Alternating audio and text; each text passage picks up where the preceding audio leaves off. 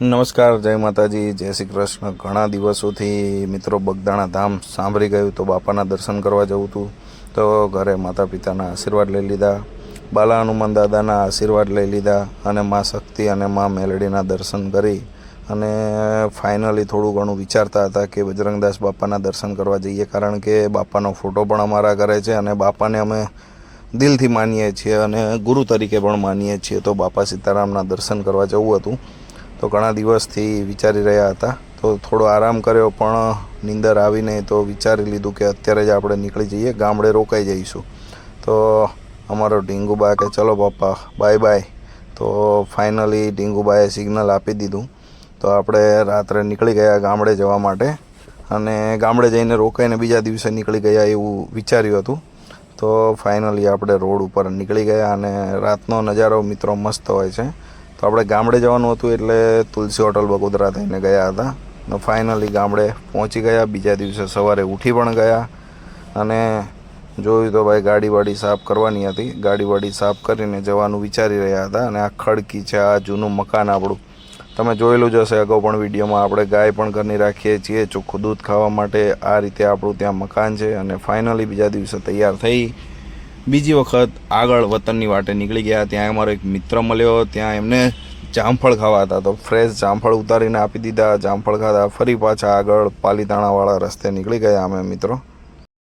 પાલીતાણાનો રસ્તો પણ સુંદર મજાનો હતો, ઉતાર ચઢાવવાળો 4 લેન સરસ મજાનો રસ્તો બનાવી દીધો છે। ત્યાં આગળ ભૂખ લાગી ગઈ તો ચા નાસ્તો કરવા બાપા સીતારામે ઊભા રહી ગયા અને આ છે શેત્રુંજય પર્વત।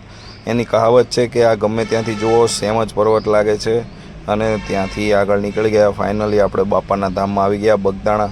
અહીંયા આવો એટલે તમને એકદમ શાંતિનો અનુભવ થાય, કારણ કે ભાઈ અહીંયા સ્વર્ગ પણ ઝાંખું પડે એવી જગ્યા છે।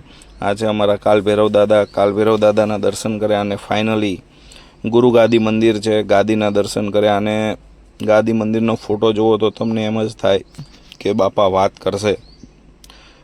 પછીથી સમાધિના દર્શન કર્યા અને હાલ ભવ્યથી ભવ્ય મસ્ત બજરંગદાસ બાપાનું મંદિર બની રહ્યું છે અને જેટલું સુંદર મંદિર છે એનાથી પણ સુંદર અંદરની મૂર્તિ છે બાપાની, તમને આનંદ જ આવ્યા કરે મિત્રો। અને અંદરનું કોતરણી કામ ખૂબ જ સરસ મજાનું છે, જાઓ તો ચોક્કસથી નિહાળજો, અંદર તમને શાંતિનો અનુભવ થશે મિત્રો।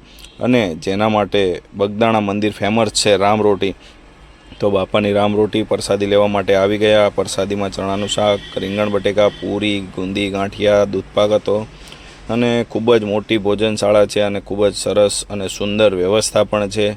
તો મિત્રો પાણીની પણ સગવડ છે। ફરીવાર ત્યાંથી દર્શન કરી થોડાક જ આગળ અમે ભગુડા મોગલધામ મંદિર આવેલું છે, તો ત્યાં જવા નીકળી ગયા અને આ રીતે સુંદર નજારો હોય છે આજુબાજુનો।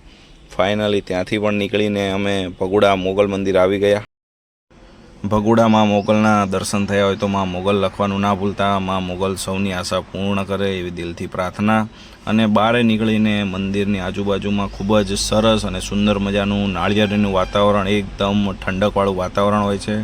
ત્યાંથી થોડેક જ દૂર છે ઊંચા કોટડા અને ત્યાંનો દરિયા કિનારો પણ સુંદર છે, તો ત્યાં પણ ચોક્કસથી જજો મિત્રો, ત્યાં પણ તમને ખૂબ જ આનંદ આવશે।